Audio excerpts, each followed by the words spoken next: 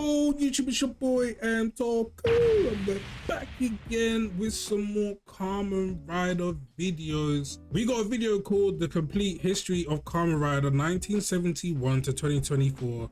This is from Acrimony. We've just finished watching the 3-minute kind of introduction to Kamen Rider, so I'm really intrigued to deep dive into this now and see, you know, what every character has to offer, the history of Kamen Rider, and yeah, what I'm potentially could start to get into, potentially, if Toei allows it. You know what I'm saying? So let's have a look, chat. Let's have a look. Let's start this video. Let's get it. Let's go. Why is Kamen Rider so legendary?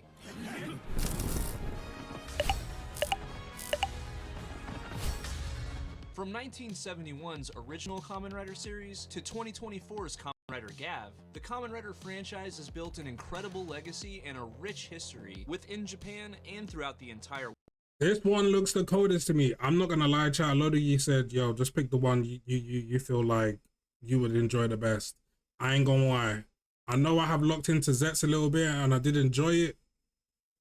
But hold up, what's Geet saying, chat? What is Geets saying, bro? You know what I mean? I like it. So if I ever do start the series, I might want to start here. Maybe this video might change my mind. I don't know. We'll see. World. This video will cover every single Kamen Rider series throughout history, as well as other major milestones in the franchise like movies, games, and even American adaptations. So if you want a video that you can show to Wait, people Kamen Rider who has don't know what games? Kamen Rider is, like or video if you just want games? to take an entertaining walk with me, I would think they would, history right? But I've of never this seen legendary any. franchise, this is the video for you.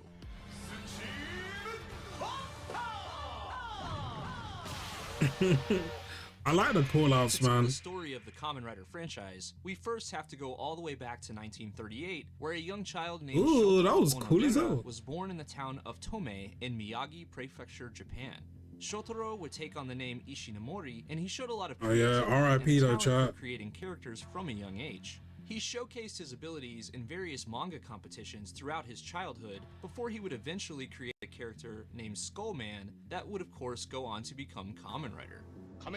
Whoa! A character named Skullman. Oh my god! This actually looks terrifying. I can see why they might have changed up the design, especially if this was targeted towards kids. This is nuts. Yo, I'd have nightmares. This is how the villain would look like in the story. That would of course go on to become That's not to say the character doesn't look cool though. I actually like how the character looks. A lot of you might click off the video now in absolute disgust. But I just have to say what I feel. I have to say what I feel. I have to feel what I say. Doesn't this look like a Fortnite skin, chat? Am I bugging? Have I just like gathered the hate train on my ass by saying that? But doesn't this look like a Fortnite skin? And I mean that in the best way possible. Like, bro was ahead of his time. Hey, maybe they can get a Kamen Rider like collab at some point, and that would be cool as hell. Rider. Kamen Rider is perhaps best known for featuring young adult men that become Wow, he's the cyborgs first one and that did the dab. transform into armored superheroes with a theme of grasshoppers and other insects. Although this is loosened up a lot. Ooh, bro, what Kamen Rider is this? Heroes with a theme of grasshoppers and other insects. Yo, this one look cold. Someone in the comment section, tell me which one. Tell me which Kamen Rider is this. Someone in the comment section. Although this has loosened up a lot over time, and in the modern age, not all series feature this bug theme. In fact, most don't. There are 3 eras of Kamen Rider, and these coincide with the eras of Japan's history. These eras are known as the Showa era, spanning from 1926 to 1989, the Heisei era, spanning from 1989 to 2019, and the Reiwa era, which spans from 2019 through the present day. You guys left a load of comments explaining this. Thank you guys. Wait, what the freak was that? Dude, what is this? Why does this look half real, but like not? Why does this look like AI like 2 years ago? In 1971, Kamen Rider was born with the iconic original series, starring two main protagonists in Takeshi and Hayato, as they would take on Shocker and later Gel Shocker.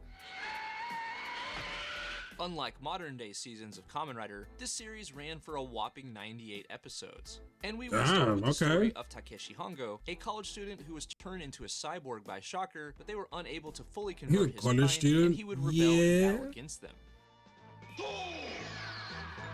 As if he looked like a college student.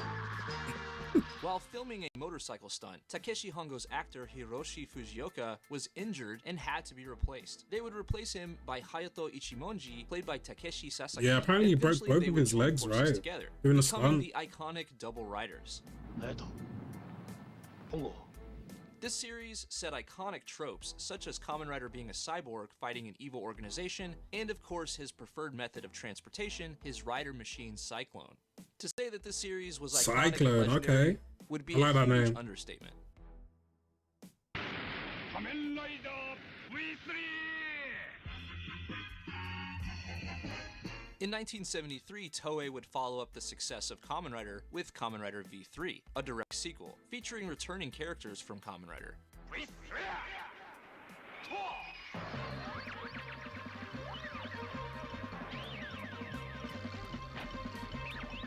In this series, Shiro Kazami wants to be a cyborg in order to avenge his family that he saw being killed by Destron.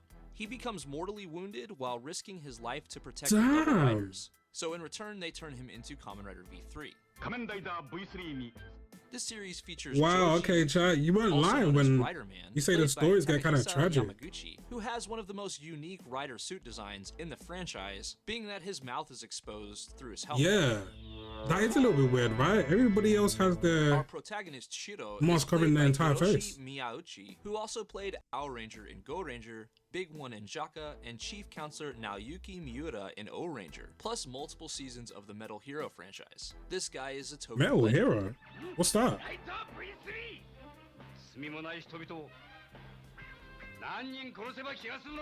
As far as V3 suit design, it was a natural evolution from the looks of the Double Riders, featuring more red and a slightly more detailed design. It's a little bit bulkier as well, isn't it?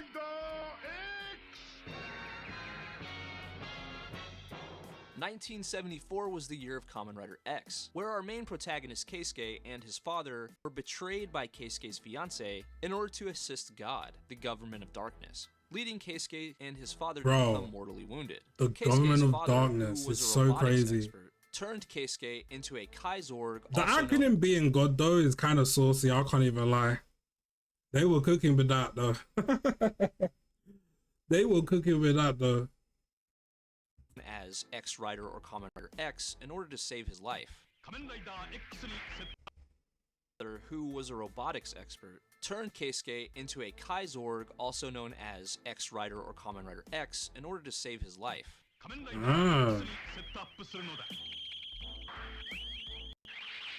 In this series, Keisuke starts as an easygoing character with the optimism of somebody that's about to get married. But all that is ripped away from him, and he turns into a machine of pure precision and focus. Bro, did a 360? His helmet is meant to look like a skull, and his helmet definitely has a look that calls back to the Skullman manga created by Shotaro Ishinomori. Due to competition from anime on TV I think it's the best look we got so far in terms of like Kamen Riders though. And it only lasted 35 episodes. In my opinion.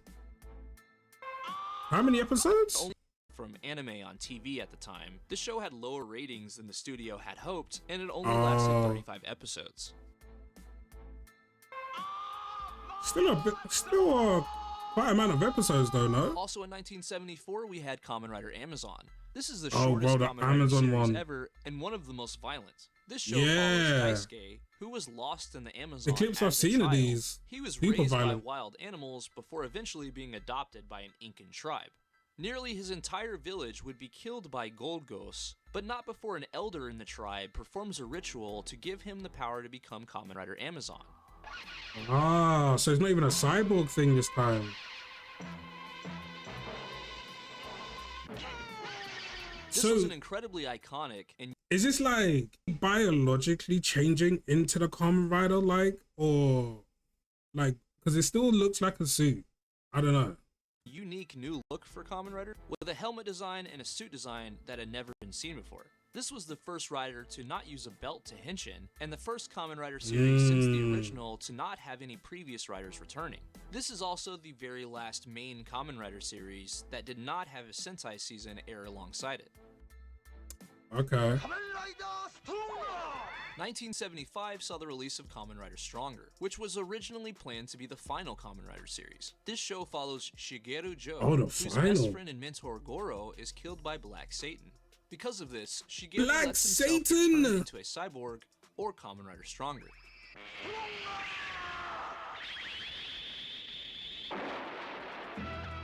Dude, that helmet is huge though. He meets Yuriko, also known as Electronic Wave Humanoid Tackle or Denpa Ningen Tekken, Is that a who was also ladybug? cyborg created by Black Satan, and together they would battle Black Satan and later the Delzer Army.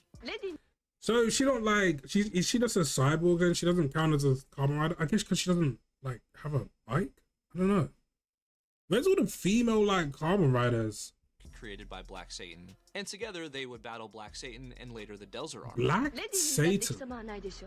Electronic Wave Humanoid Tackle isn't technically a Kamen Rider, but she definitely has the look of one, especially the ones from the early Showa era, and she is bug-themed, with Tackle's motif being a ladybug, and she was created by Black Satan in the same way as Stronger. Unfortunately, the actress Kyoko Okada, who played Electronic Wave Humanoid Tackle, passed away at the age of 27 due to an asthma attack. Whoa, so young. Dude, 27 is so young, bro. R.I.P., man. Unfortunately, the actress Kyoko Okada, who played Electronic Wave Humanoid Tackle, passed away at the age of 27 due to an asthma attack. Shigeru was played by Shigeru Araki, who also passed away in 2012 of pneumonia. Damn, R.I.P. This was meant to be called Kamen Rider Spark, but that was trademarked in Japan. However, this would have been a really fitting name due to the show's focus on electricity. And this was the very first Kamen Rider series to have a temporary power-up for the main rider, that being Stronger's charge-up form.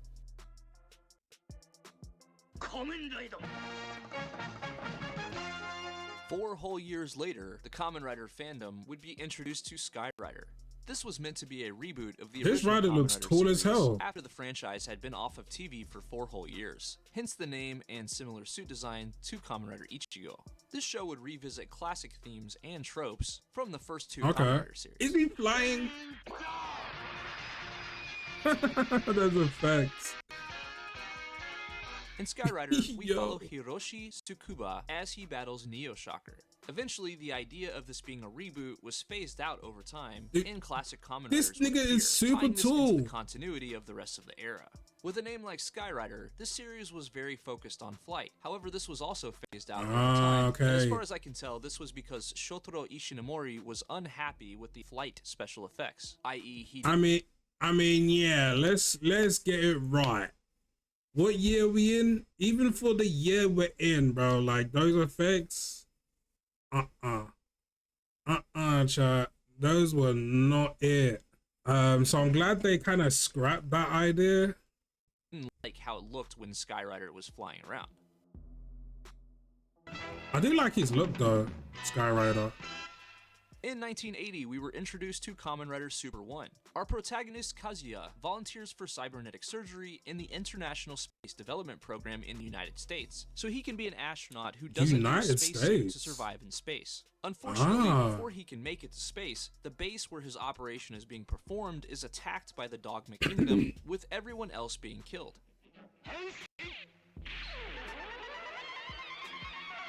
The only survivor, huh? Oh, I like that pose. He goes to Japan and is trained by a martial arts expert named Master Ginkai, who teaches him how to henshin into Super 1. This show featured multiple types of interchangeable hands with different strengths and elements, and this functioned as a prototype version of the form switching that we see today. Okay, I like the different elements to that. Okay. Different styles of like fighting. In 1984, Toei released a one-off special titled Birth of the 10th Kamen Riders All Together, and this was the introduction of Ryo Murasame, also known as Kamen Rider Z-Cross. Ryo was these a are like pilot who was crossover attacked ones. by a UFO while with his sister before being kidnapped by the Badan Empire, who turned him into Z-Cross. With his memory erased, he does— Okay, so these evil organizations have got to stop turning random people into like these evil cybernetic, because it's not working. It's not working. They turn against you every single time and dismantle your entire operation. Just stop. Vet the people you're kidnapping first. Vet them. Do you know what I mean? Make sure they have a really tragic backstory, and do you know something? They need to vet these guys, bro. Definition of facts, definition of insanity. How many times have they created these guys and they've turned against them, bro? Like, damn. their bidding before quickly regaining his memory and escaping. He learns of the other riders that came before him, and they would team up together. Although this is only a special, Z-Cross is considered the 10th rider and often represented as a season retroactively. This special marks the final unhinged appearance of Shiro Kazumi, also known as Kamen Rider V3, Joji Yuki, also known as Riderman, and Kazuya Oki, also known as Kamen Rider Super 1.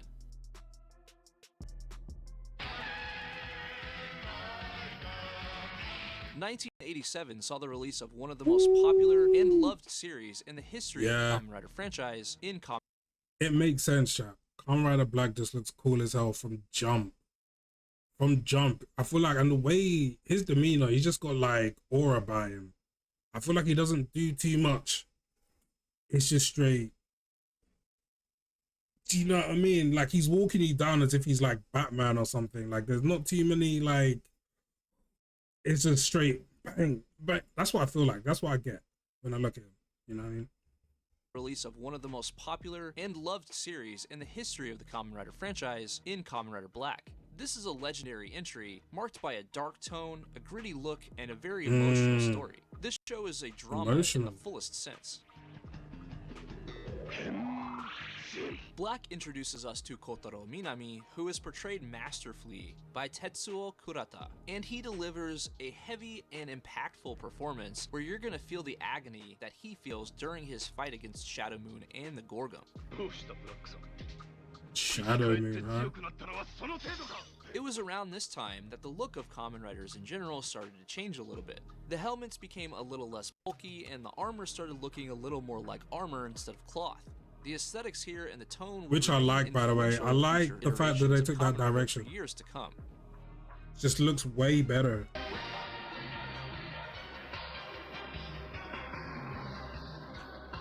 In 1988, after the success of Kamen Rider Black, the executives at Toei agreed to go ahead with a sequel entitled Kamen Rider Black RX. In this series, Minami Kotaro returns, and he refuses an offer to join the Crisis Empire. Because of this, he's thrown into the sun, where he would become Kamen Rider Black RX. Yo, he's thrown into what? The sun?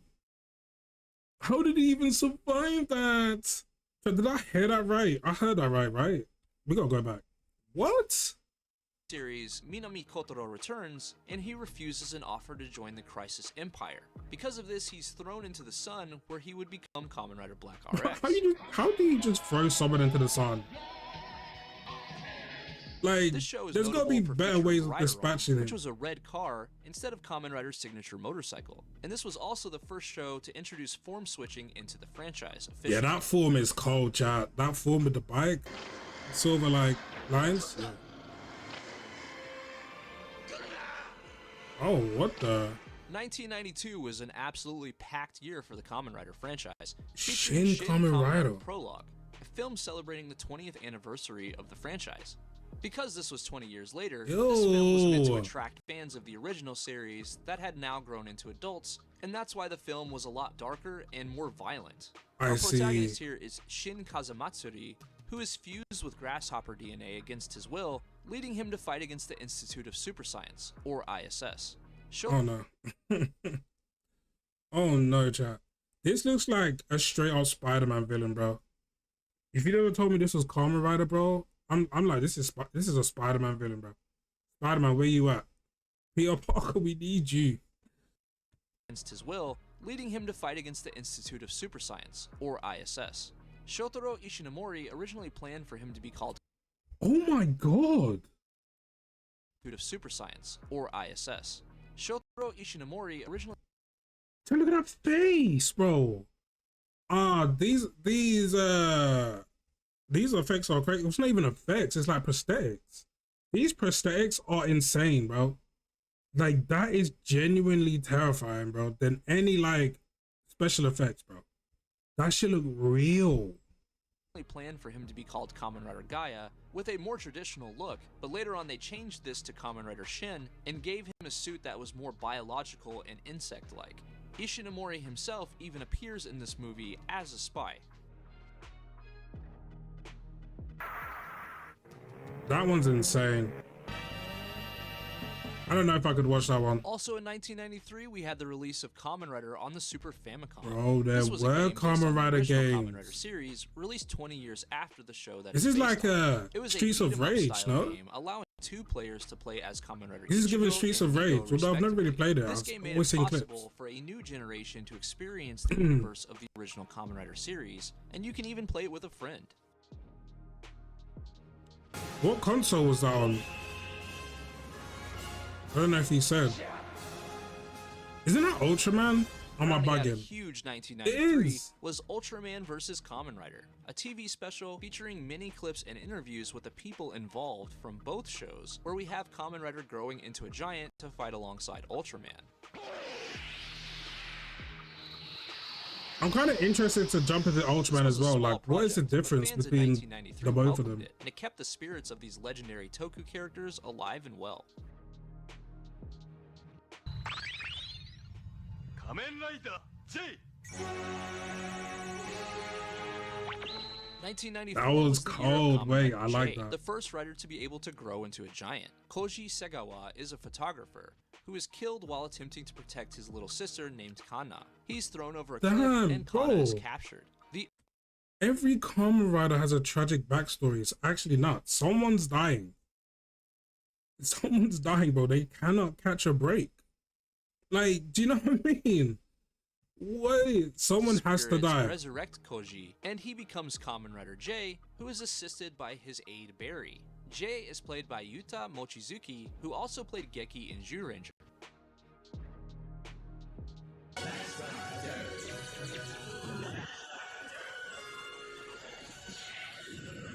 Masked Rider. 1995 would live in infamy with Saban's Masked Rider. Oh.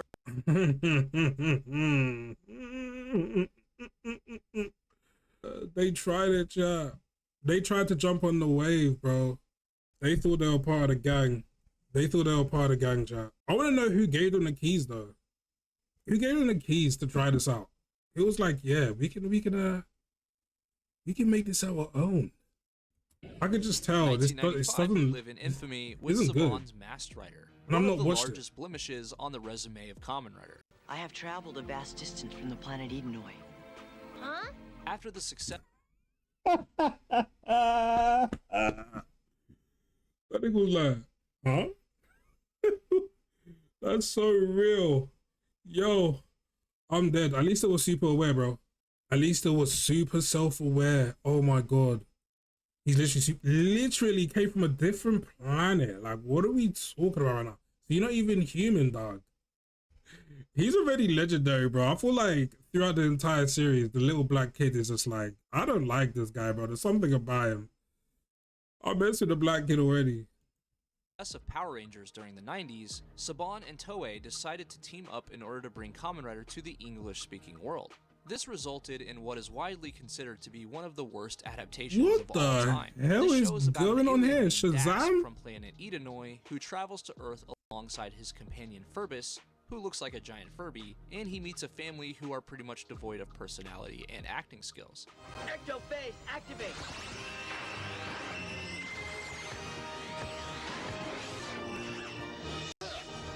Ew, and that belt all wonky on your waist. It doesn't even line up to the middle of your suit. Nigga, that shit look trash. Yeah, look. That shit wonky on his waist. Nigga, that's not in the center. Bro, they couldn't afford to do more reshoots and just center that real quick. Like, They tried to shove Kamen Rider and a family sitcom. did he just have a lightsaber, chat? Fuck out of here. They tried to shove. He had a light. Why does that make him just a little bit cooler? Because you guys know how much I love Star Wars. That makes him a little bit cooler in my eyes, I can't lie. I have to throw him a couple points here. Because I do like my lightsabers now. Of Kamen Rider and a family sitcom together, and it just doesn't work. An unfortunate blemish to the legacy of Kamen Rider in the West. Okay, bro. Doing the MJ moves. 1998 saw the release of a Kamen Rider game on a brand new cutting-edge system, Oh, the PlayStation 1. allowing fans to experience the original Kamen Rider series all Why did that over look good again. as fuck? This was a fighting game featuring characters and locations that fans of the original series would be really excited to see. The gameplay was nothing revolutionary here, but this was definitely a noteworthy release in the history of Kamen Rider. 1998 was also a year that would go down as a sad one for Kamen Rider fans, as we lost Shotaro Ishinomori due to heart failure on January 28, 1998. It was unclear what would come of the Kamen Rider franchise with the loss of its creator and visionary. Wasn't he working on a Kamen Rider show as well at the time?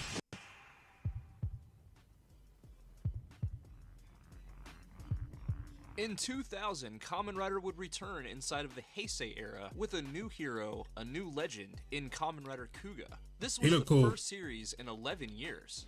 That looks cool. Damn, 11 years? They took an 11-year break. The main protagonist in Kuga is Yusuke Godai, who finds an ancient artifact that allows him to become Kuga in order to battle the Gyorongi, or unidentified life forms. This was the final Kamen Rider season to feature only a single rider, as every season following Kuga would feature multiple riders. Okay.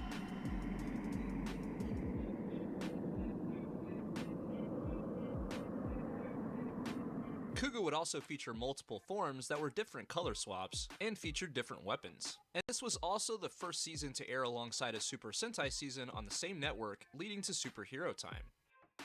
Superhero Time. In 2001, Toei released a direct sequel to Kuga titled Kamen Rider Agito, and this show features 4 very different riders.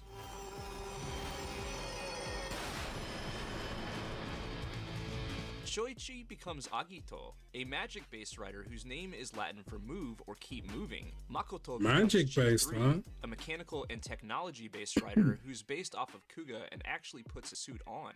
Ryo is Gills, a biological rider whose armor actually grows from his body. Damn.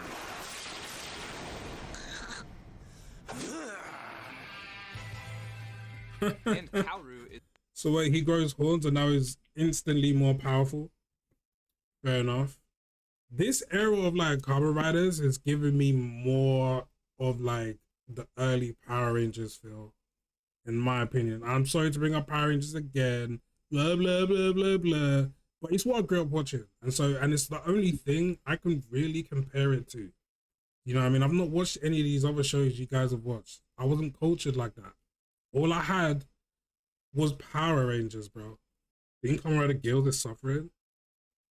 So wait, that shit actually hurt. So like him like transforming into like, or him like gaining new horns or new bits of armor, that shit really be hurting him like that. Or for it to just go away after he finishes fighting, that sucks. The incredibly cool Another Agito. This was the final Kamen Rider season to feature the Ishinomori style belt design.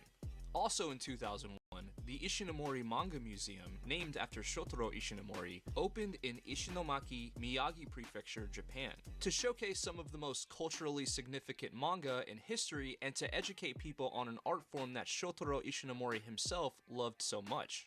Even though Shotaro was gone, his legacy was well remembered, and the franchise he created was headed in an exciting new direction. Nice. I'm glad they like stay true to his like, you know, style. A very popular season, and made it their especially own, amongst but fans that enjoy having whilst a lot like of riders. appreciating him as well at the same time. Riders travel to the mirror world via reflective surfaces, and these riders compete in the Rider War, a winner-take-all competition where the victor will be granted a single wish. A Rider War sounds fire. That's something like Fate a little bit, Holy Grail War type shit. For those of you who watch anime. Dude, a Rider War is fire. So what, the different Kamen Riders have to fight each other, bro? Did they say for what though? Riders travel to the mirror world via reflective surfaces, and these riders compete in the Rider War, a winner-take-all competition where the victor will be granted a single wish. Oh, single wish? This really is the Holy Grail War. He is known for having a very unique style, and this series has a lot of cool attributes, like being the first season to use cards, and it was also the first season where riders have a device that activates and announces their abilities and attacks.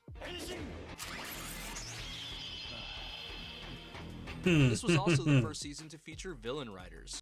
It was around this time that the team at Toei started getting more experimental and creative with suit designs, as evidenced by the unique and elaborate helmet designs showcased within Yuki. You know what? I know I'd like this one. I know I'd like that one. 2003 that one just looks was the year of cold. Kamen Rider Phase, a show in which Smart Brain Org is trying to take Oh, over what the world the? with Orphanox, who are the next stage of Yeah, human Smart Brain Org is the worst name ever. They've had good names up until this point, like the evil organizations, like the Government of Darkness being the best one. This is the worst name ever. What, Small Brain? What do they call it? Smart Brain Org is trying to take over the world with Orphanox, who are the next stage of human evolution. They create three suits called Rider Gear, which are Phase, Delta, and Kaiza. Our main protagonist in this series is Takumi, who along with his allies would fight against Smart Brain to prevent them from replacing the world with Orphanox. Ooh, I like that. Phase brought with it a dark, quality story with excellent acting and explosive action, and 2003 was another great year for Kamen Rider. It looks cool though. 2004 saw the release of Kamen Rider Blade, Blade, a playing card themed season featuring multiple riders that represented different suits from the card deck. Our main protagonist. Bro, that flip is so saucy. Wait a minute. Ooh, yo, as I said before, the more the belt does, the more you have to do stuff to the belt, the cooler the transformation is, bro. Like, bro, bro, it's just cooler. Our main protagonist is Kazuma, who becomes Kamen Rider Blade after being ordered, along with Sakuya, by Board to fight against creatures called Undead. This series featured some really cool riders, including Garen, Chalice, Liango, and of course Blade himself. Yeah, they're going crazy with the riders now. And the second intro, like, there's so many riders in like one series. Was just on making it look cool for the audience, but the first intro is genuinely hilarious to me, and it's really unique in its. Wait, what the? Was he holding an apple? But the first intro or potato, because that is either the biggest apple or potato I've ever seen in my life, bro. Is genuinely hilarious to me, and it's really unique in its weirdness. Kick that napkin. Kick it. This was the first season of 2 intros since Skyrider.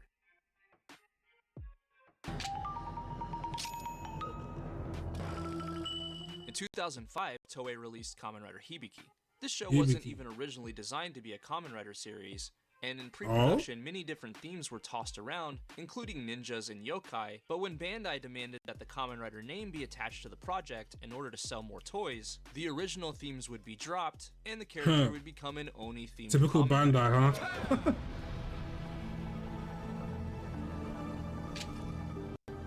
By episode 29, chief producer Shigenori Taketera was fired, and this was unofficially attributed to low ratings and low toy sales. Oh my god! After the firing, there was a visible tone shift on the show, and it began to resemble a more traditional Kamen Rider series. Hibiki introduced a lot of unique things into the franchise, including the fact that there are no belts to Henshin, and this is the only series with an instrumental theme. Kamen Rider, the first. 2005 would continue with Kamen Rider the First. Kamen Rider the First was a modern-day reimagining of Shotaro Ishinomori's classic original series. That's cool. This movie I like took some that. liberties in regards to story, but ultimately serves as a creative and well-made Kamen Rider project that shows a lot of love and respect for the original series. Yeah, I mess with that heavy. Because normally, Chad, those remakes, those reboots, they never do it really justice, do they? But off the suit alone, I can already tell, like, yeah, fairs, they did their thing here. Because, like, this suit actually looks cool. He serves as a creative and well-made Kamen And it Rider actually looks project true to, like, that shows the a lot first of Kamen love Rider and too. respect for the original series.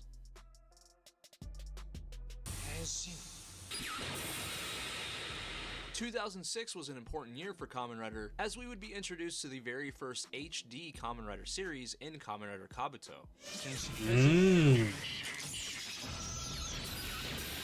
This series takes place 7 years after a meteorite hit Shibuya, and shape-shifting creatures known as worms.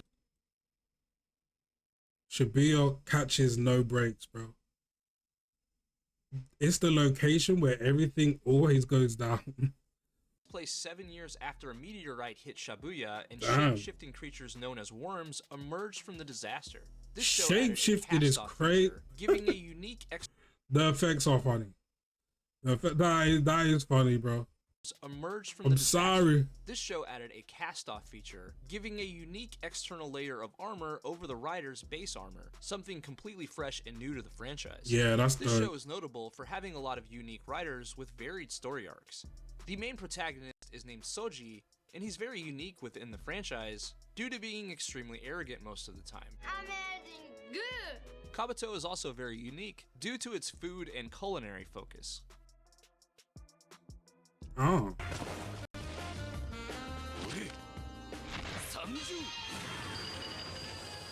2007 would bring with it an absolute cultural phenomenon. Is it just within- me? But like, I feel like the Kamen Riders over the years just get way more like eccentric. You know what I mean? And just like, I don't know. I feel like back in the day they were a bit more stoic and, do you know what I mean? And now they're just more like eccentric and, I don't know. I don't know how to explain it. Japan in Kamen Rider Denno. Ryotaro is a huge wimp until he's possessed by the Taros, because they imbue their own personality unto him and even change his non-Henshin look. Ryotaro travels with Hana and the That looks Taros crazy. through time on the Den liner to fight against evil Imagins, and they also encounter Kamen Rider Zeronos.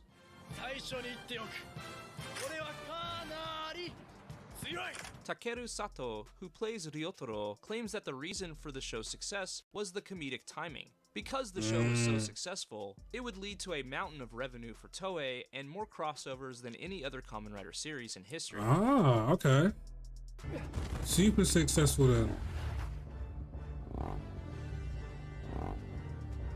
Following on the heels of Kamen Rider the First, 2007 would continue the anniversary celebration that the first started with the release of Kamen Rider the Next, a reimagining Okay. of Kamen Rider V3 with a much darker and more intense tone featuring horror themes. Like the Next, this movie introduced these characters to a new generation and put them in an interesting premise set in the Heisei era. Subaraya Productions actually helped with visual effects for this movie. Yo, wait, that was cold.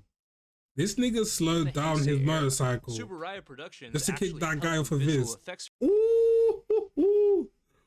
Wait, I'm fucking with that. I'm not even listening to what this nigga saying. Sorry, that shit caught me off guard. That was cold. premise set in the Heisei era. Subaraya Productions actually helped with visual effects for this movie, and they are of course known for being the makers of Ultraman. Right, which we still need to like deep dive into. Ultraman. 2008 was the year that Kamen Rider would take on a campy vampire theme with Kamen Rider Kiba. The tagline for this series was "Wake up, break the chains of destiny." This show takes place across two time frames simultaneously, being 1986 and 2008, allowing the audience to experience the cause and effect of certain story beats.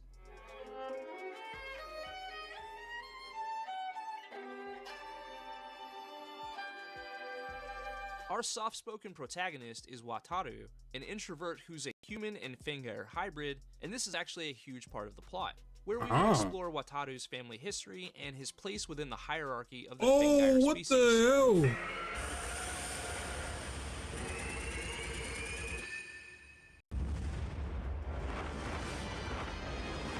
This show introduced some really Playing unique Tetris. elements to the franchise, featuring Wataru's ghostly allies called the Arms Monsters, who provide Kiva with power-ups and live in a building that turns into a dragon.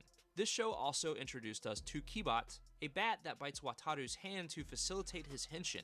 Although That's Kiba kind of failed to cool. achieve the same levels of success as Deno, this show introduced fans to some fresh and interesting new things that had never been seen before within the Kamen Rider franchise. I feel like that's what's so good about Kamen Rider. And that's why it stays so relevant to this day. They're not afraid to try out something super wacky. Try out something super new. They're not afraid to experiment, bro. And that's what I like about it, because I feel like it gives an opportunity for people from all walks of life to relate to at least one of these Kamen Riders. Over the 50 years or however long they've been going, there's a Kamen Rider for everyone. It's come to that point, because every Kamen Rider feels so different and unique. And I feel like, yeah, it's relatable. So yeah, shout out to them for doing that, bro, because not many people, or not many like companies or franchises would step up to the plate in terms of like experimenting to the extent they did, bro. Because again, we gotta sell the toys, we gotta get good ratings, so taking a risk like this could be bad for business. But hey, shout out to it sounded like they gave the creative team like the keys to really go crazy, and it's paid off. It's paid off.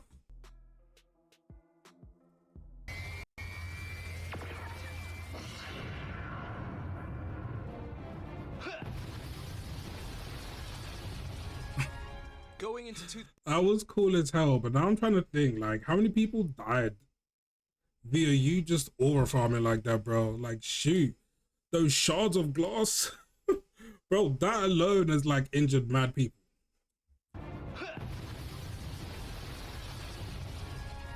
Going into 2009, no Rider fan knew just how huge it would end up being, with several awesome projects to keep the fanbase happy. One of which was Kamen Rider G, a TV special meant to celebrate the 50th anniversary of TV Asahi, as well as promote Kamen Rider Decade. This special followed Goro, a sommelier who henshins into Kamen Rider G as he takes on the organization Shade. Kamen Rider G is a wine-themed rider who literally uses a wine bottle and corkscrew to henshin, and he even has a sword with a corkscrew attached to it.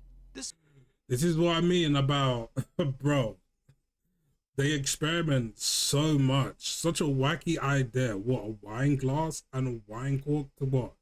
To henshin or something like that? Bro, all my alcoholics, we gonna relate to that, bro. You feel me? Like, yo, that's kind of cool, bro. Every time he pops one open, he can henshin. Yes, sir. I found my Kamen Rider. You see what I'm saying? Like, come on. Special is often overlooked, but it brought the fandom something incredibly unique with a wine-themed rider, and was just one part of what would be a great year for Kamen Rider. Decade.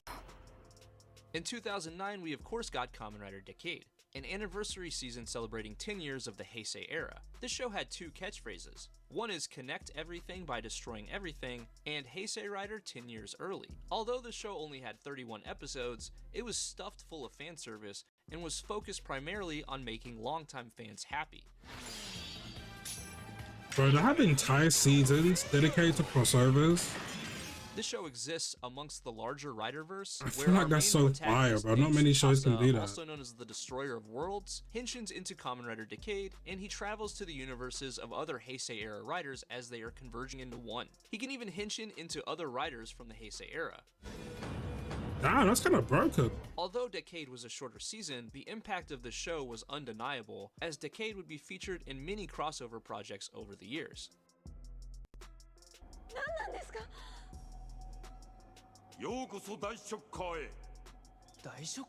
2009 also brought a huge team-up movie. In Kamen Rider Decade, All Riders vs. Dice Shocker. This project served as the official movie adaptation of Decade that gave the audience some additional context about Tsukasa and featured a team-up of every rider from the history of the franchise up to this point. The one thing I've not seen yet, and of course I've not really deep dived into Kamen Rider yet, I've not seen a good like looking villain. Like all the villains have looked very like, they're just lacking aura to me a little bit in terms of like the way they look. I feel like, where are the good looking villains? Pause. They need to sell me the fact that they're like badass. This movie also featured the nostalgic appearances of Tetsuo Kurata as Kotaro Minami, Man, or Kamen Rider what Black, the? and Toshiki Kashu as Shoichi Sugami, or Kamen Rider Faiz, as well as tons of classic villains from the franchise. Wait, Oscar. When this movie released in theaters, it actually beat Harry Potter in the box office, earning over 2 billion yen, making it a huge success for Toei commercially and a memorable part of 2009. Bro, it beat Harry. Which one though? What year was this? Released in theaters, it actually beat Harry Potter in the box office, earning over 2 billion. I wonder yen, which Harry making Potter. it a That's huge crazy success though. for Toei Still, commercially and a memorable part of 2009. I think Philosopher's Stone came out 2000. I can't remember what Harry Potter came out 2009 though. Also in 2009, Kamen Rider would have another chance at winning over Western fans with a new American adaptation titled Kamen Rider Dragon Knight. Apparently, Using this is footage loved. from Kamen Rider Yuki, this show aired on the CW television network during its CW for Kids programming CW. block, but it was ultimately canceled before the final 2 episodes aired on TV. Kamen Rider. I ain't gonna lie, CW do like, I feel like they take heavy inspiration from tokusatsu, like, do you know what I mean, style of like, because if you see some CW shows and the effects they have, chat, you're like, hold up bro, what is this, bro? Do you know what I'm saying? Like, if you've watched The Flash, if you've watched The Arrow, you know, all those superhero CW shows, the effects they have is like, bro, what? Like, if they branded themselves under tokusatsu, then I'd understand the effects, but like, some of these effects have that style of like editing, it feels like sometimes. So like, for CW to take on Dragon Knight, it's making sense. It's making sense, bro. To have that origins, it's making sense.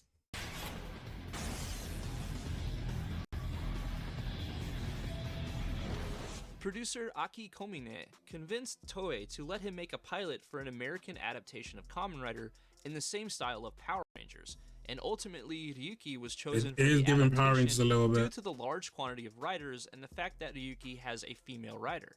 Despite the show's cancellation, Dragon Knight actually won a Daytime Emmy Award for stunt coordination, and it's remembered mostly positively by the community. How long did it run for, chat? How many episodes? There was also a Kamen Rider game released in 2009 that would lead to quite a few sequels and spin-offs, Kamen Rider Climax Heroes on PlayStation 2. This was a Kamen Rider fighting game commemorating 10 years of the Heisei era and featuring all of the primary Heisei riders up to this point. This game series has become extremely popular in the fandom, and it was another thing that made 2009 such an awesome year for Kamen Rider. But it wouldn't be the last. 2009 is stacked, chat. Dude. 40 episodes of Dragon Knight. Also releasing in 2009, That's a not even fresh take bad. on the That's Kamen Rider formula, a decent Double amount. is a detective show featuring 2 people that share the same rider body, hence the name Double. The catchphrases for this show were, "We are the 2-in-1 Kamen Rider," and "This clinches it." Kamen Rider Double uses so memory sticks I to know swap of this one a left and little right side bit. forms that also Just 'cause of the provide them with anime. different color combinations. I know that you said the anime is a sequel though, so Shotaro is what I like to call a it wouldn't make detective sense for me to detective. start off He there. considers himself hard-boiled, although he gets called half-boiled through a lot of the show, something he's not a huge fan of. He's one stylish Getting dude, and disrespected. his surname Hidari means left, as he becomes the left side of Double's body. He Okay, constantly that's cool. struggles to live up to his dead mentor's legacy, whose daughter Akiko becomes his landlady, and she has the personality of a young child. それってガイアメモリー？ Then we have Philip. He's the right side, and he searches for useful information and does a lot of research involving keywords to solve cases. He's definitely not what he seems, and his story has an excellent twist. Kamen Rider Double Okay. featured some excellent lead protagonists that are very easy to root for. この日を待っていた。This show also features Ryu, also known as Axel, who is a cool rider that's based around speed, and he eventually falls in love with Akiko. We also have Museum, one of the most memorable and interesting evil organizations in the history of Toku. This show has several loving nods to the creator of Kamen Rider, Shotaro. Wait, I like that. Yo, they sounded evil. Them laughs, bro. Them laughs. Yeah, mind your fucking business, yeah?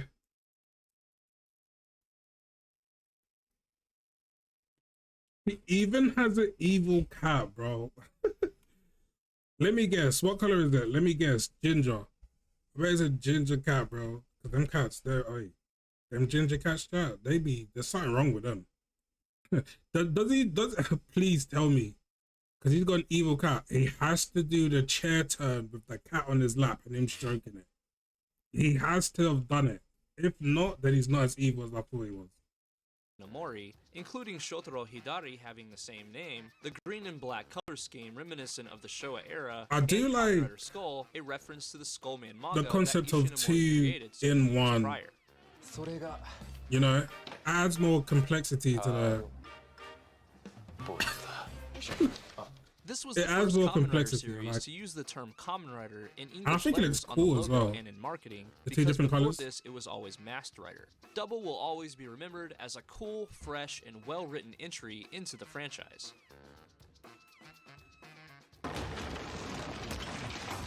Man, what the?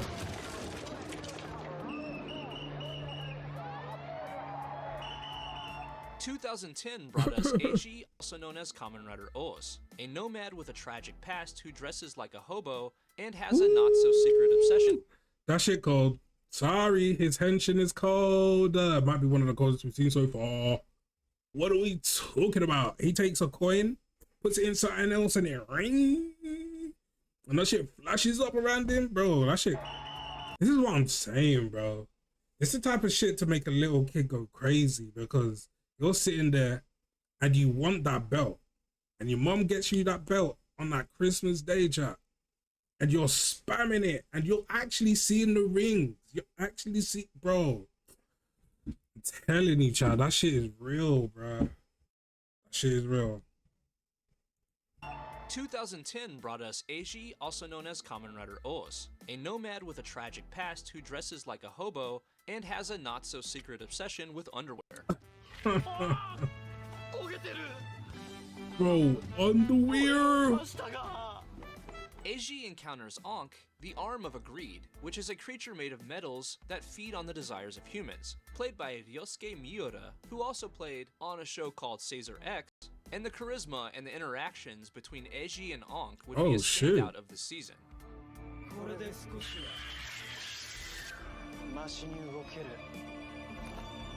Oh, that's Our two cool. leads encounter Kogami-san, who assists them by providing various resources and equipment. Man, but what is clearly that he has suit? ulterior motives, and this guy also loves to say, Happy birthday. Kamen Rider Oz also features Kamen Rider Birth, an incredibly Happy unique rider with multiple birthday. users, who's themed around capsule toys.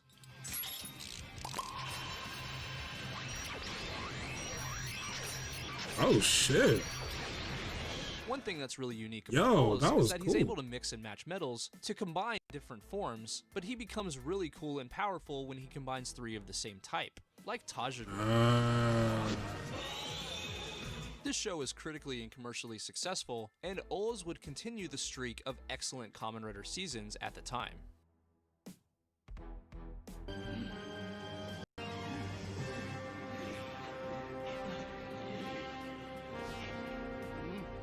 ...2011 would see the release of a huge team-up movie in Let's Oz, go, Deno, Kamen All Riders. Riders, Let's Go Kamen Riders. This movie of course featured Oz and Deno, but it also featured the double riders of the original Kamen Rider series, plus all of Nice. the other riders throughout history.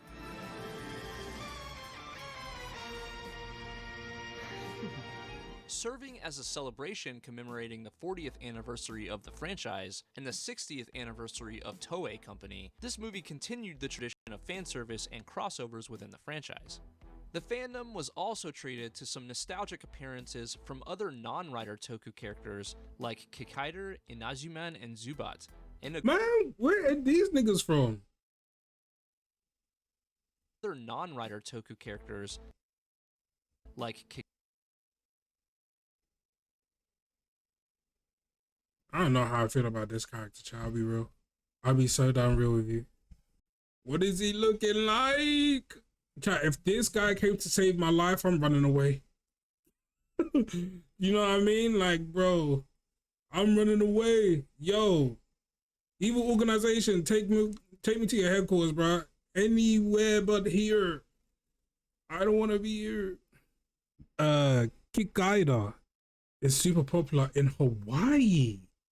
They even got a statue apparently. Really?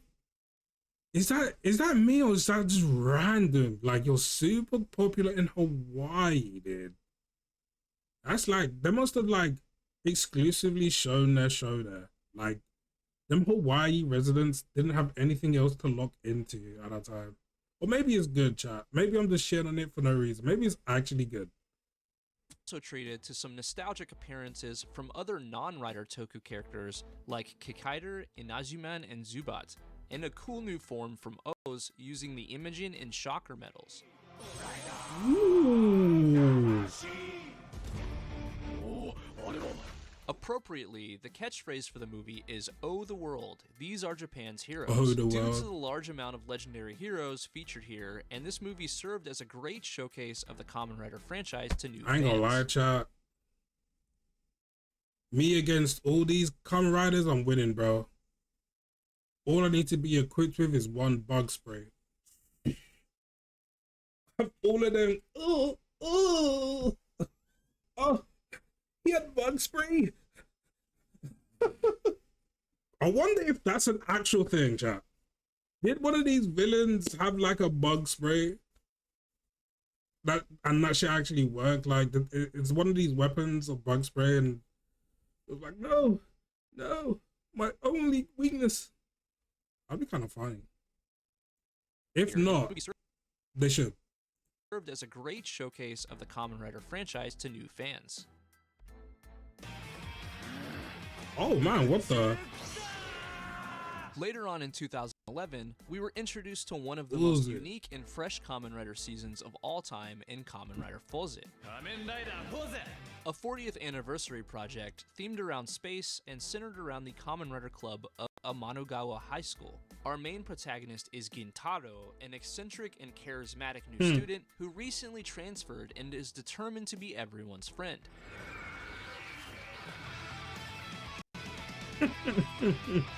Yuki is Gintaro's childhood friend, and she is just as quirky and fun on screen as Gintaro, making for an excellent cast that portray their characters with enthusiasm. This season took a lot of risks in regard to theming and style, but it resulted in a very... I was about to roast the hell out of his helmet, and not to say that it makes it any better to look at, but his helmet is a rocket, so I can kind of dig that. I ain't gonna lie, like, I was gonna kind of like roast it a little bit, but the fact that it's a rocket and it's about space, and okay, I see where I see where he was coming from. Lot of risks in regard to theming and style, but it resulted in a very memorable season that was consistently entertaining and really fun in general. This one does look a lot of fun though. I'm not gonna lie. Pause it. Oh, the DS. Also they had released in Kamen Rider games 2011 on was DS, the game bro. All Kamen Rider Rider Generation for the Nintendo DS system. This was a fun arcade-style beat-em-up game that also received a sequel later. Did they ever sell those games in the UK? Oh, well, not in the UK, but like in English or what? Woo! In 2012, the franchise would go in yet another new direction with Wizard, a magic and fantasy-themed Rider season with quite a bit of comedy and charm added on top of the Kamen Rider formula. The main protagonist for this season is named Haruto, and he uses rings of different elements to hench into Kamen Rider Wizard. This series also featured an incredibly likable secondary hero with a cool suit in the mayonnaise-obsessed Kosuke, also known as Mayonnaise-obsessed. This season that also suit features is a lot of cold, quirky comedy, what mostly the delivered fuck? by Shunpei. Although the series didn't quite reach the same height as the previous few seasons, Wizard's uniqueness created new possibilities for what could be featured in Kamen Rider.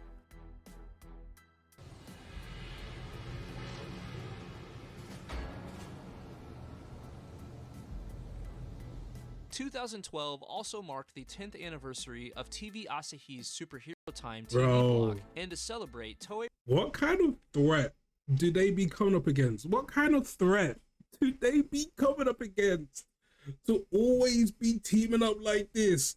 Bro, they be rolling deep every 5 years, bro. What is happening to the world where every 5 years they gotta team up and roll this deep, bro? Yo, what super villains are they coming up against? I wonder if, like, do the super villains cross over as well? Like, do they have super villains from every other series and bring them together as well? And that's why they gotta come together and, like, what is happening? Who is this super villain that's a lot, like, that's making them do this? Sucker just won't die, bro. Is it just the one guy making them do all of this? Chat, no way. There's gotta be multiple, like, villains, bro. There's no way it's just one guy got them shook like this, bro. Oh, chat, look, Power Rangers. Comment section is gonna kill me. The comment section is gonna kill me. I'm sorry, chat, I was joking. Like, I had one comment and he was like, oh, this something like, oh, just show your math about Power Rangers. Every time it's Power Rangers. I'm just like, bro, what do you want me to do, bro? That's all I know from this. This is the one thing I know from this. Talk about Power Rangers. That shit was my childhood. Fuck out of here. 2012 also marked the 10th anniversary of TV Asahi's Superhero Time TV block, and to celebrate, Toei released Kamen Rider and Super Sentai Superhero Taisen, a crossover film featuring the company's two most famous franchises. Why did they need this many people? This movie focuses primarily on Decade, Foze, Oz, Go Busters, and Go Kaiger, but the vast majority of riders and rangers throughout history are featured here. In this film, Captain Marvelous leads the Dai Zangyak fleet against all Kamen Riders, while Kamen Rider Decade leads Dai Shocker against all Sentais. This movie brought the stakes and intrigue of a heavyweight fight to the big screen.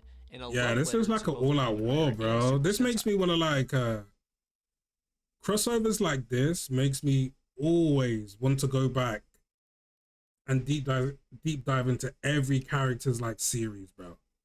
And it's why I can't do comic books. I know we're going on a bit of a tangent. It's why I can't do it. It's why I can't read it. All of a sudden you read a comic book and a random person or a random hero or someone will appear and you're like, who is this? You're acting like you know this person. I don't know who this is. And we're like all friendly with, I'm like, where did you come from? And so I look into that character. Oh, okay, they've got a comic book that I need to read before I continue reading this one comic book that I got. And it gets messy. The cycle is nuts. And it's like, bro, that's why I can't do comic book chat, because I always have to go back. Who is this guy? I need to read up on this guy before I move on now. You know what I'm saying? So I need to watch whatever series they was in before I continue this series.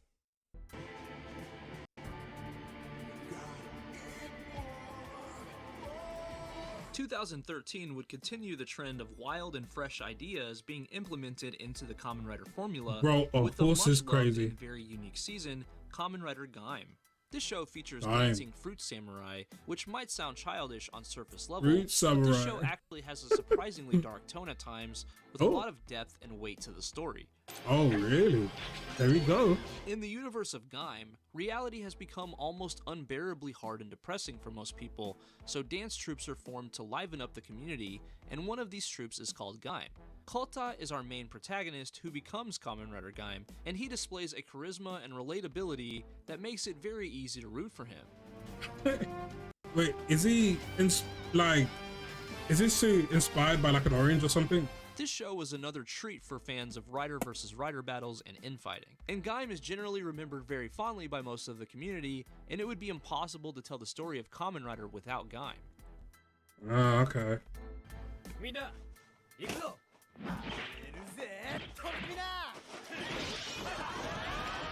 2013 would also deliver another fun-filled and action-packed team-up movie in Kamen Rider and Super Sentai and Space Sheriff Superhero Taisen Zeto. Dude, these movies look so damn lit, bro. Like, the new edition of the Metal Heroes everybody's franchise. just always here.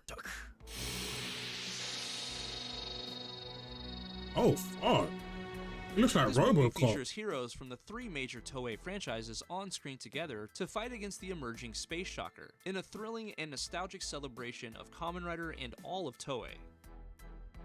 It must be so insane. I can imagine how insane it is to see these crossovers, bro. To being, for a fan who's into every single one of these, like, specific, I guess, whether it's Super Sentais or you know, Kamen Riders, or it's other like tokusatsu franchises.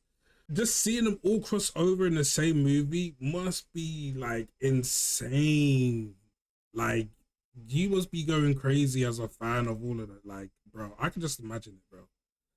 Dude.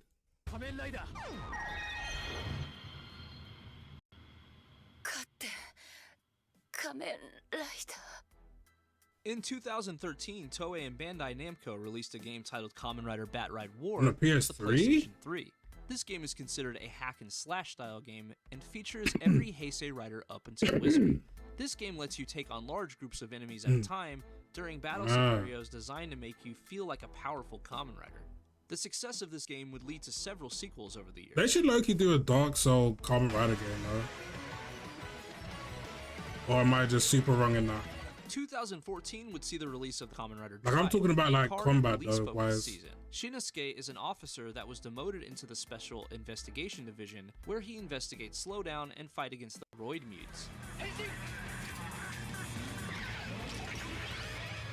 He henshins into Kamen Rider Drive using Belto-san and drives around in a stylish red car. Takahito Omori, one of the producers of the show, called it a tribute to Knight Rider, a car-focused show from the Knight 1980s. Rider. Okay.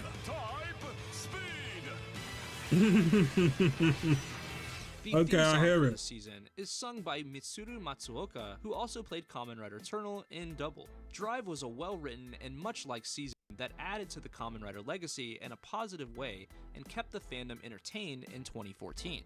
Nice. —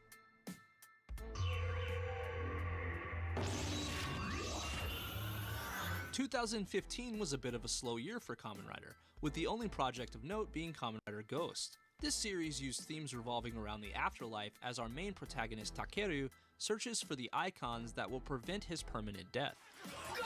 Guts.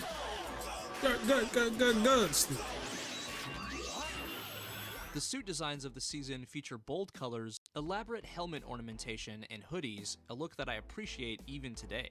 Yeah, I fuck with the look. And then this pops up. Yo. 2016 saw the introduction of one of the most bold, colorful, and fun rider Chat, what series made of them all go with time. this though?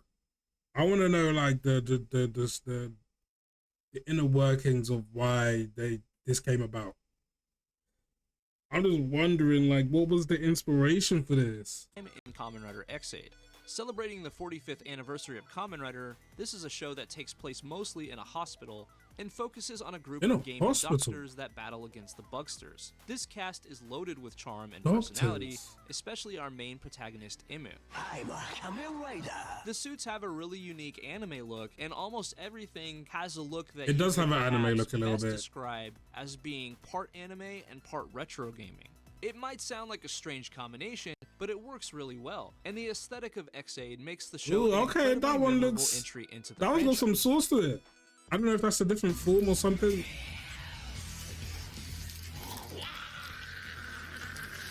Alright, Green Goblin. God damn.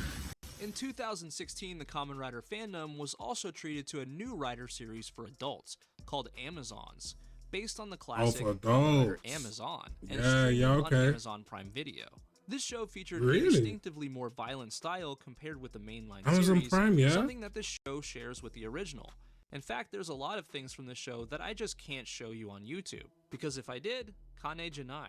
This show It's featured that only 20 bad? episodes, but would get renewed for a Oh, is second that, season. like, gory? This series brought new attention to the classic Kamen Rider Amazon series, as well as attention to the Kamen Rider franchise as a whole, due to how prevalent Amazon Prime Video is throughout the world.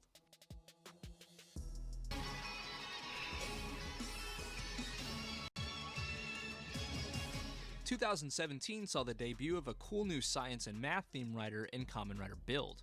After an item called the Pandora's Box was discovered on Mars, there was an event called the Skywall disaster that split Japan into 3 warring territories, Toto, Hokuto, and Seto, and this also created monsters called Smash.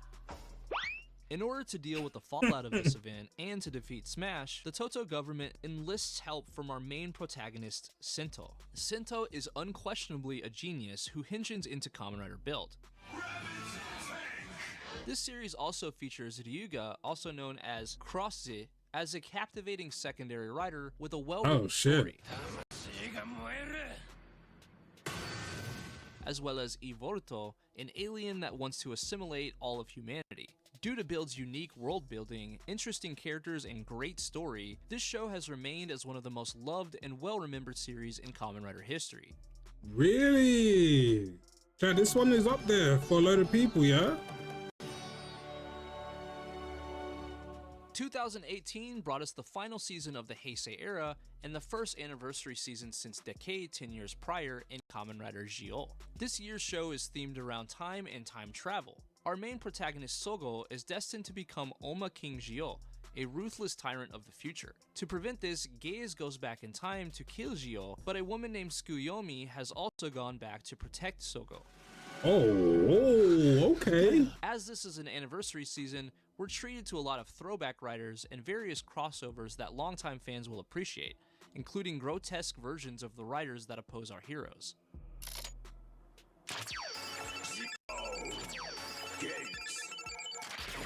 Gyo was a love letter of a season written to the Kamen Rider franchise as a whole.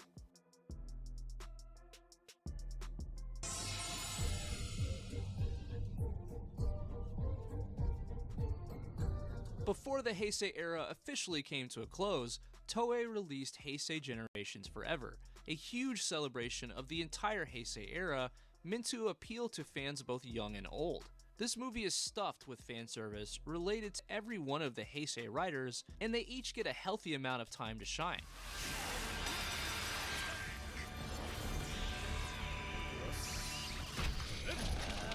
The entirety of the Heisei era leads up to this point in a triumphant and thrilling climax, and this project marks the final rider project before the next era. Heisei has the most like Kamen Riders, right? I feel like out of all the eras we have so far, obviously the latest era is obviously not going to have a lot, but like I feel like, I don't know, the Heisei era, like they got the style of like Kamen Riders that I'm kind of, you know, vibing towards at the moment. I feel like that's my era. Because it does give me some Power Ranger vibes. Okay, I'm sorry, I said it again. But it does. It reminds me of my childhood a little bit. It does. It makes me feel like a kid again a little bit. So that era, you know what I mean? That might be my era, chat. I don't know. 2019 brought with it the Reiwa era in Kamen Rider 01. This show follows Aruto Hiden, who is a comedian that inherits a company called Hiden Intelligence from his grandfather. Hiden Intelligence makes Humagears, which are AI-powered robots that resemble humans. Oh shoot. Eventually, Aruto encounters MetsubouJinrai.net, who are rogue Humagears led by Kamen Rider Horobi, and they intend to bring about the extinction of humans by hacking and corrupting other Humagears. 私は技術顧問の刃優愛、そして捜査官の不破勇だ。 This show features Yaiba and Fua from the organization AIMS, also known as Kamen Riders Valkyrie and Vulcan, and their goals aren't always the same as Aruto's, or even each other's, leading to a really interesting story with explosive conflict. I like that. I like that. Aruto's, or even each other's, leading to a really interesting story with explosive conflict. This show asks if AI is a good or bad thing, a question that's increasingly more relevant. They were ahead of the time, wouldn't they? And we would come to discover that there isn't necessarily a clear black and white answer to this. 01 featured a collection of amazingly detailed and dynamic-looking suit designs, as well as The action suits that I look really consider cool. very anime-like in general. This is a They season that's do. a I was treat about to for say the that. eyes. They are Unfortunately, giving due to the super pandemic, anime. the production of this series was cut short toward the end, resulting in a rushed final act of 01 and a change in tone for the next franchise entry. I wonder, wait, did he say why? Cut treat for the eyes. Unfortunately, due to the pandemic, the production Oh, of the the series pandemic? was cut short toward the end, Ah. resulting in a rushed final act of 01 and a change in tone for the next franchise entry.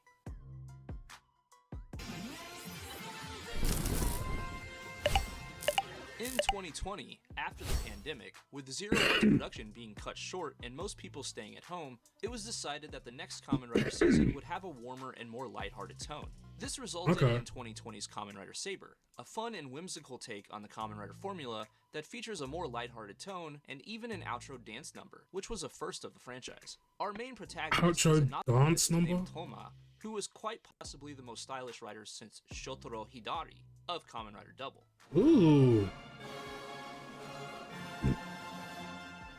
2020 was a year where the fans needed some lighthearted fun in their life, and Saber delivered on that. Chat. Is that dance gonna be like one of the ones that we have to do for the Kawaii dance stream? Could that be like a contender, bro? It better not be too hard though. I ain't trying to chat. Come on now, man. You know my knees are giving out now. I'm really turning into Unk, so don't give me something too hard. Ooh. Kamen Rider Memory of Heroes. We were also treated to a brand new Kamen Rider game for PlayStation 4 and Nintendo Switch called Kamen Rider Memory of Heroes. This game features 01 teaming up with Double and O's in an original new Kamen Rider adventure that allowed fans to henshin, fight bosses, and switch between the awesome forms that these riders possess. Players could acquire new abilities from the enemies they defeat, as well as upgrade their stats. Is this game actually good though? Kamen Like, Rider was alive and well in 2020.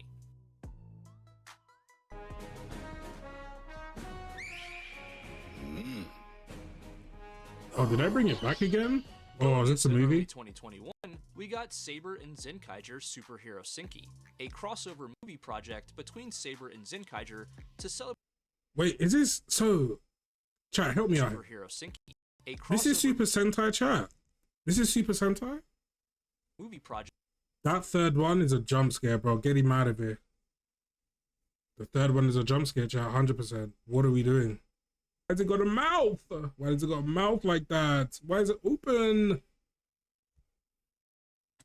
Between Saber and Zenkaiger to celebrate Kamen Rider's 50th anniversary and Super Sentai 45th anniversary. Okay, yeah, Super Sentai chat. Is straightforward heroes half of the century. The catchphrase for this movie is straightforward heroes half. Yo. Wait, what Kamen Rider is that, bro? Or is that like another form that I've just not seen yet? Sentai's 45th anniversary. The catchphrase for this movie cold. is straightforward heroes half of the century.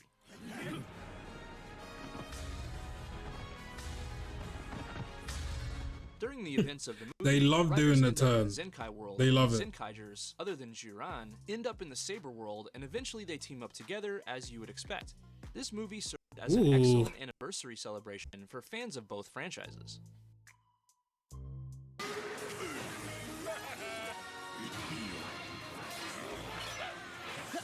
Also in 2021, we got Kamen Rider Revice. Serving as the 50th anniversary project of the franchise, Revice is a story about Ikki and his inner demon, Vice, who are tandem riders that become Kamen Rider Revice. Ikki's family runs a bathhouse together, and his siblings also become riders as they use V-stamps to henshin and fight against the Damn, that enemies. knee.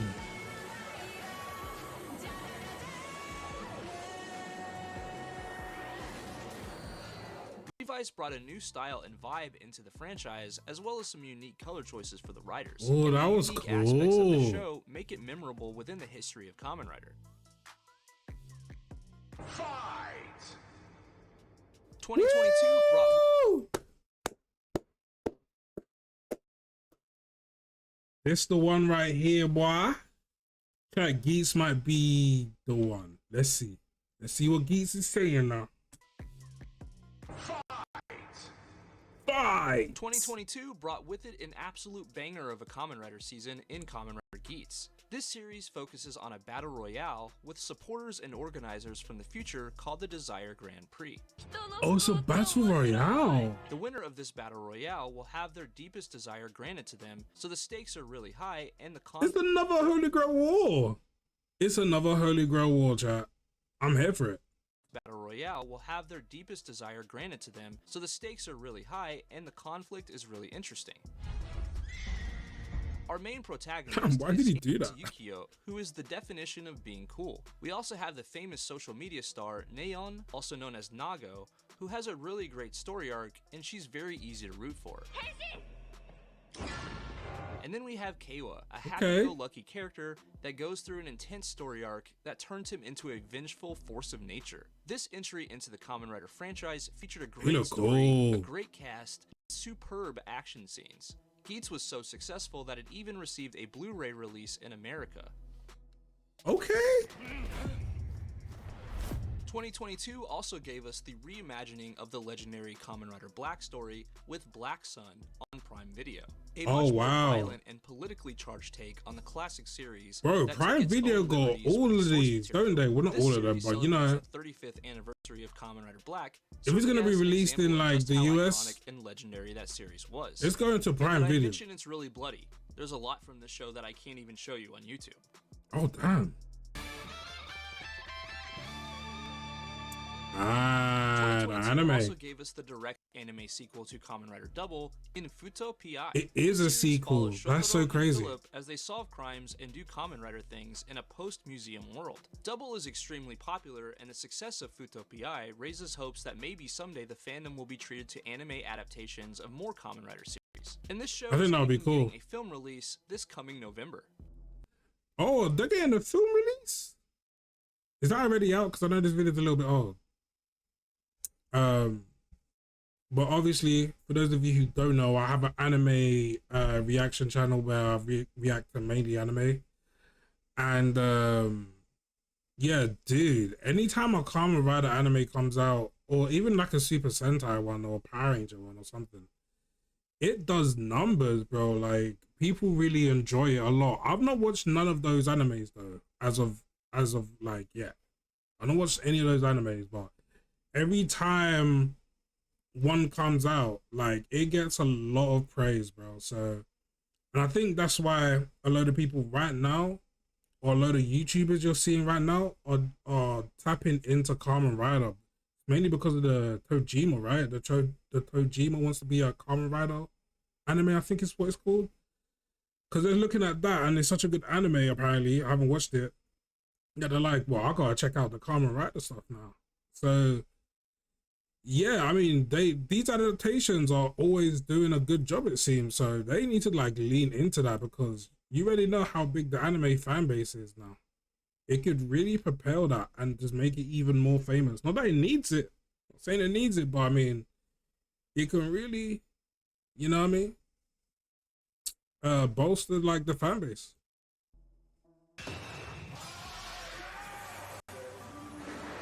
I like that crossover, child. I'm just saying.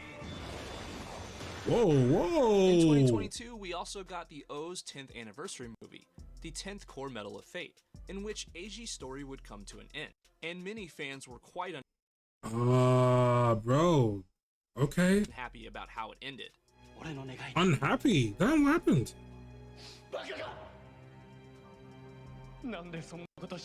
I've had people tell me in the comments that in Japan people were crying in the theaters. Regardless of how you feel, this was a historically significant Kamen Rider project.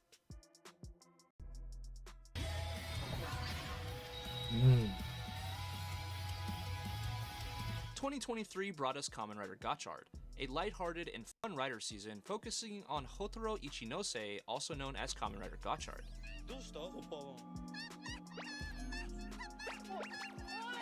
This series brought with it a new alchemy theme and a return to cards being used by the riders, in addition to fun creatures called chemists. I love the cards and the Kamen Riders.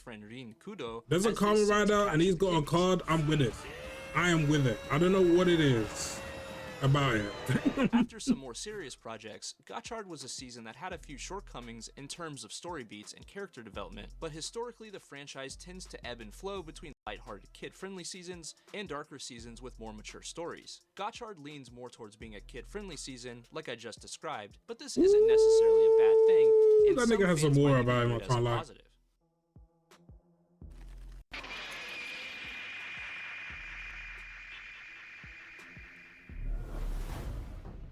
2023 also gave us the incredibly stylish love letter to the original Kamen Rider series in the form of Shin Kamen Rider, another reimagining to celebrate the franchise's 50th anniversary. This movie set out to take everything that made the original series great and dial it up to 11. Yo, Kamen Rider might be the best at doing like remakes and reboots and stuff. It seems like every single time they do it, style and music are all they do it faithfully like recreated beautifully. here, with a new layer of flair and high production values that only time and a large budget can provide.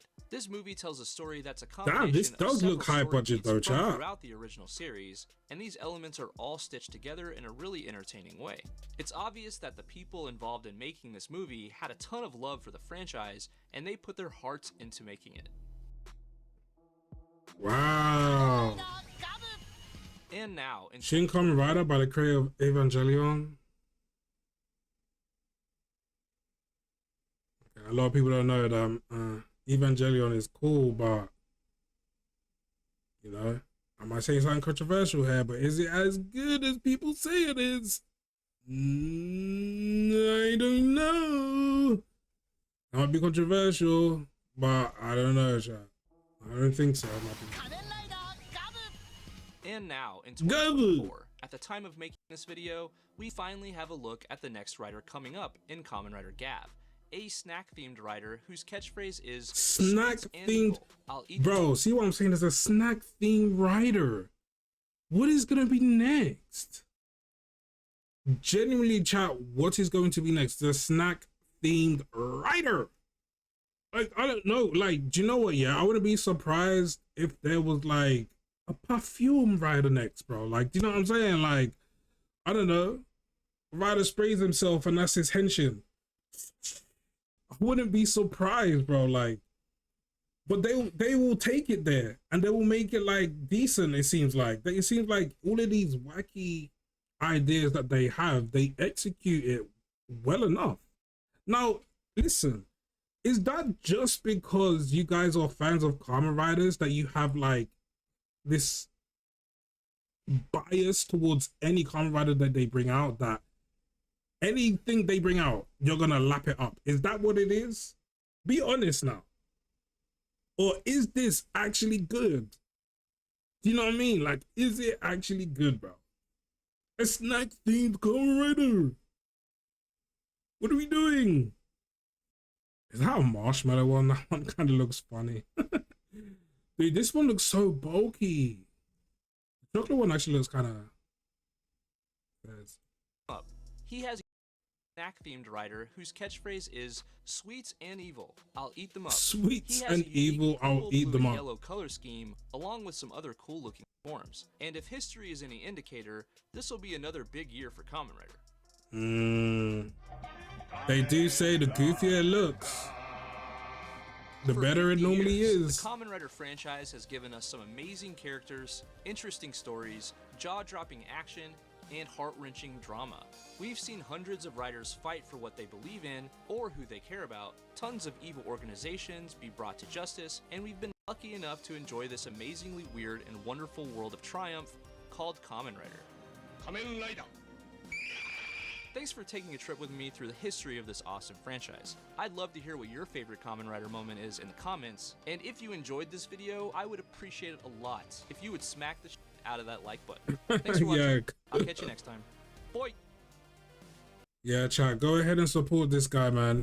All of his stuff will be in a link in the description and probably in the pinned comment too. This is a great video, bro. Like, I feel like I learned a lot.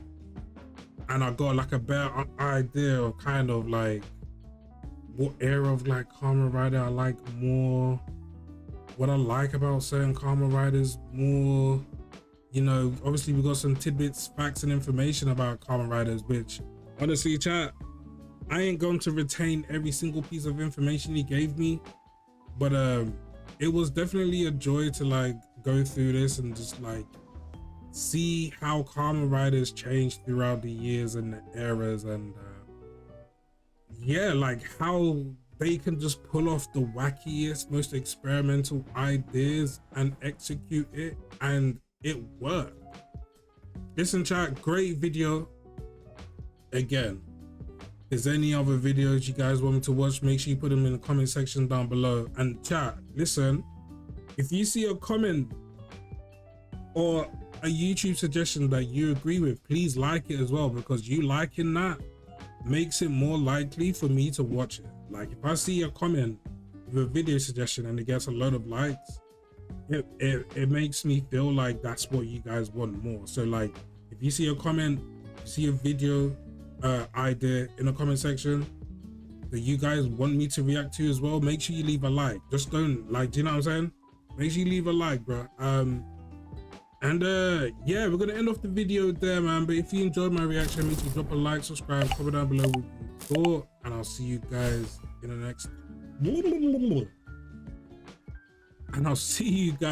next one.